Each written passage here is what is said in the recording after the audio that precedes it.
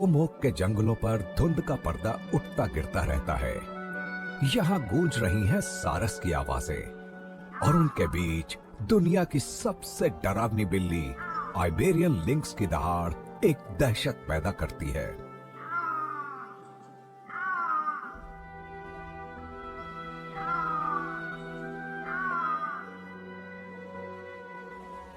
एंडालुसिया के ये जंगल इसके तबाह हो चुके राज की आखिरी निशानियां हैं।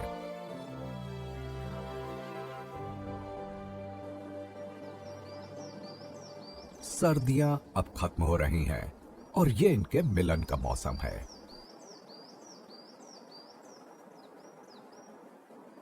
अगर ये अभी मिलन करते हैं तो इनके बच्चे आधा वसंत बीतने पर पैदा होंगे।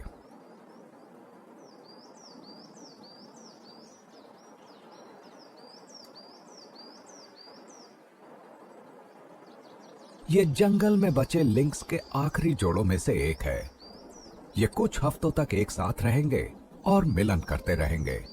इसके बाद नर और मादा अपने अपने रास्ते निकल जाएंगे।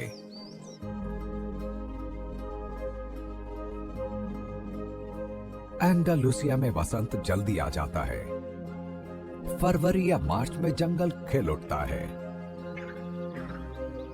ये जंगल का त्योहार है और इसका फायदा उठाते हुए पंछी अपना घोंसला बनाना शुरू कर देते हैं। ब्लैक बर्ड्स सबसे पहले बच्चों के आने की तैयारियां शुरू कर देती हैं।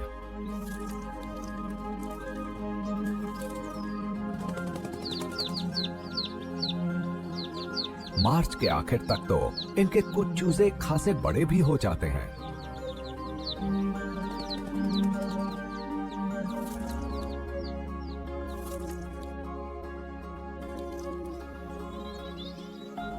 ब्लैक बर्ड्स के बाद बाकी प्रजातियां भी काम में जुट जाती हैं। नथैच पेड़ों के तनों में अपना घोंसला बनाने की मशक्कत करते रहते हैं। ये डालियों पर मंडराते रहते हैं ताकि तमाम कीड़े मकोड़ों को पकड़ सकें और अपने भूखे बच्चों का पेट भर सकें।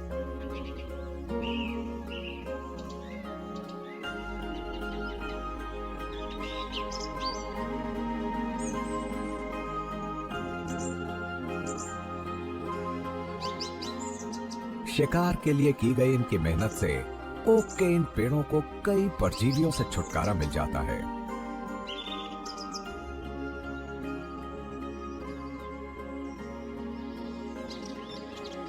स्पॉटलेस स्टारलिंग्स भी ओक के तने में ही घोंसला बनाते हैं। ऐसे कुछ पेड़ 1000 साल पुराने हैं।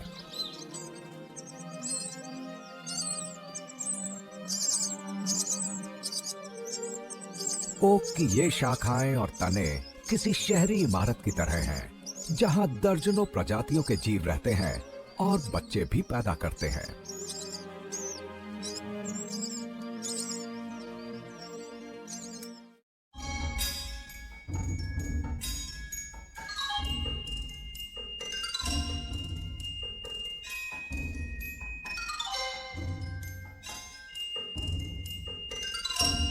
लिंक्स ने खुद को मेडिटेरेनियन के मौसम और इलाके के मुताबिक अच्छी तरह ढाल लिया है। घने जंगल हो या फिर पहाड़ों की तलहटी पर अलग थलग फैले विशाल मैदान। एंडालुसिया के ये होम ओक के जंगल भूमध्य सागर के बेसिन के सबसे विशाल और घने जंगल हैं और इनकी वजह से लिंक्स आज जिंदा बच पाए हैं और यहाँ वो अपनी पसंदीदा खुराक का शिकार करते हैं, खरगोश।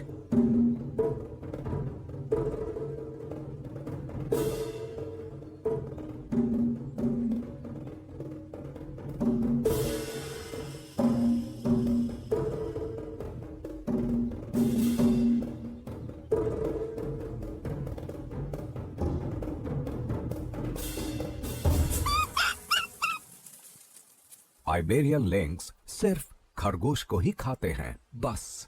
ये इकलौते ऐसे मांसाहारी स्तनधारी जीव हैं जो सिर्फ और सिर्फ खरगोश का शिकार करने में माहिर हैं। ये उन्हीं जगहों पर रह पाते हैं जहां खरगोश बड़ी तादाद में मौजूद हो, क्योंकि इनकी 80 से 90% खुराक खरगोशों से ही आती है।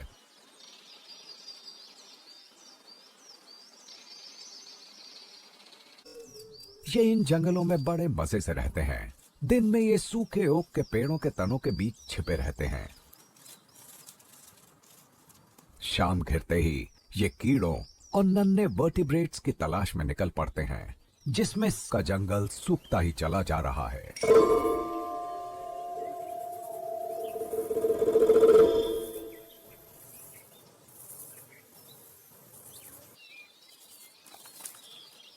ब्लैक वल्चर के चूजों की तरह लिंक्स के शावक भी अब 2 महीने के हैं और अभी भी पूरी तरह अपनी मां पर निर्भर हैं।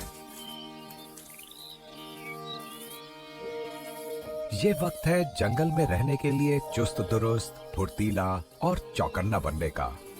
ये खेल इनमें शिकार का शौक पैदा करता है। इतने नन्हे से होते हुए भी ये अपनी मां के साथ शिकार करने निकलते हैं। कमाल की बात यह है कि मैगपाइज भी शिकार में उतने ही माहिर हैं। तापमान 40 डिग्री सेल्सियस तक पहुंच जाता है।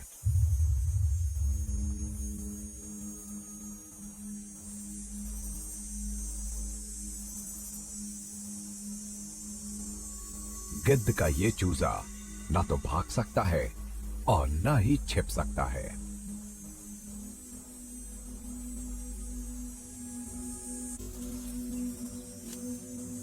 इसके माता पिता का प्यार देखिए। कड़ी धूप में ये इसे पंखों की छाया दे रहे हैं ताकि बच्चा जी सके।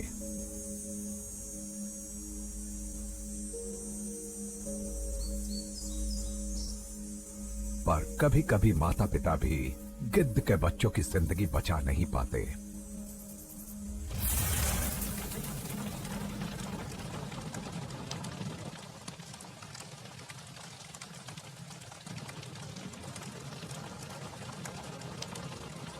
मेडिटेरेनियन के जंगलों में आग लगना आम बात है। पौधों की कुछ प्रजातियां, जिन्हें पायरोफॉस्फेट्स कहते हैं, इनके बीज आग लगने पर ही पूरे इलाके में बिखर पाते हैं।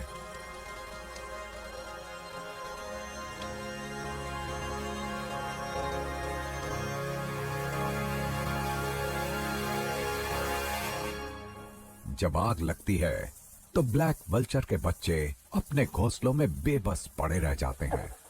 ओक के इस पुराने जंगल के दूसरे सिरे पर कहीं बहुत दूर ये माता पिता बेखबर हैं। उन्हें बच्चों पर मंडराते खतरे की भनक तक नहीं लग पाती है। वो तो बस खाना जमा करने में लगे हैं और जिंदा रहने के लिए गोश्त जमा करना आसान काम नहीं है। यहाँ खाने की कमी है और इसलिए छीना झपटी होना आम बात है। जब तनाव बढ़ता है तो जोरदार लड़ाई छिड़ जाती है।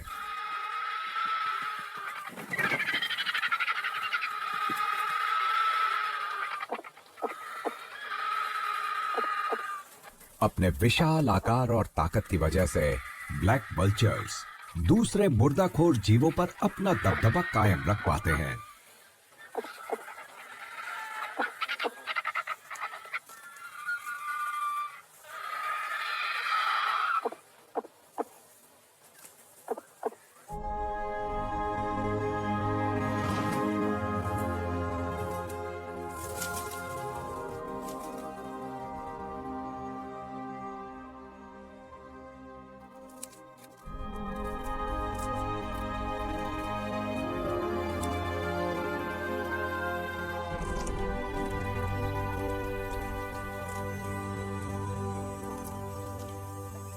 आग का खतरा खत्म हो चुका है। लड़ाई में भी जीत हासिल हुई है। अब वल्चर का ये बच्चा मजे से अपना पेट भर सकता है।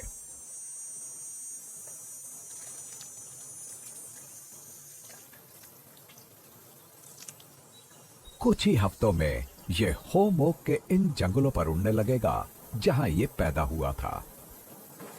शाखाओं पर मौजूद इसके घोंसले के नीचे बलूत के फल उग गए हैं। जंगल की जमीन पर खाने की भरमार है।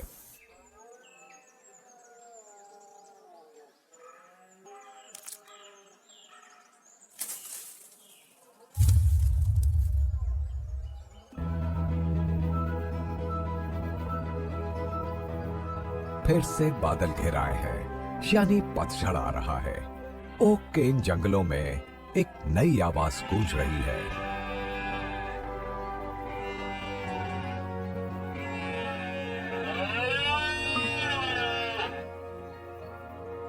हिरण मिलन के लिए तैयार हैं। जंगल में उनकी पुकारें गूंज रही हैं।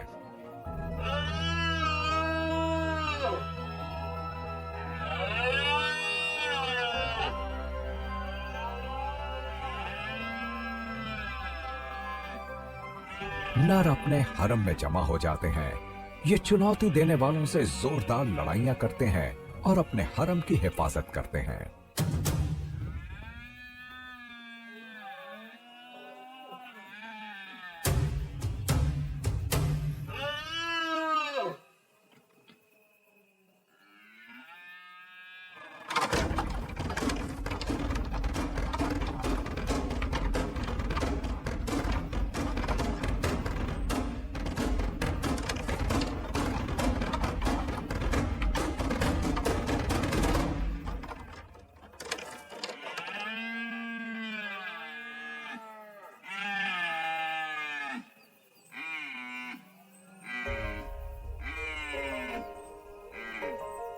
ये थकान भरा वक्त है।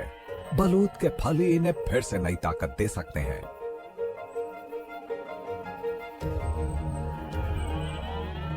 हिरणों को इतने फल चाहिए तो वो अपने सींगों से शाखाओं को टक्कर मारकर फल गिरा लेते हैं।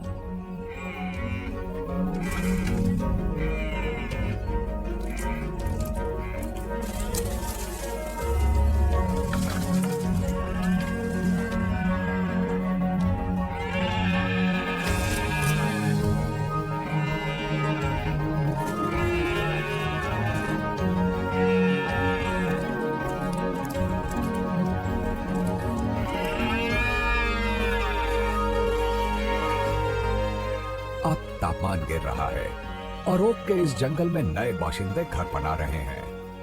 ब्लैक काइट्स अफ्रीकी महाद्वीप चले जाते हैं और इनके घोंसलों में रेड काइट्स डेरा जमा लेते हैं। ये भूमध्य रेखीय जंगल की इन आरामदेह शाखाओं पर पूरी सर्दियां बिताएंगे। एक बार फिर बलूत के पके हुए फल गिर रहे हैं। ओक के इस जंगल के जीव खाने की कमी और भयानक सर्दियों में भी किसी तरह जिंदा बचे रहेंगे। हिरणों का शोर अब खत्म हो चुका है। इनकी जगह सारस की टोलियों की आवाजें गूंज रही हैं, जो उत्तर के दूर दराज के ठिकानों से फिर यहां चले आए हैं। यहां ये लिंक्स, मैगपाइस और ब्लैक वल्चर्स के बीच 6 महीने बिताएंगे।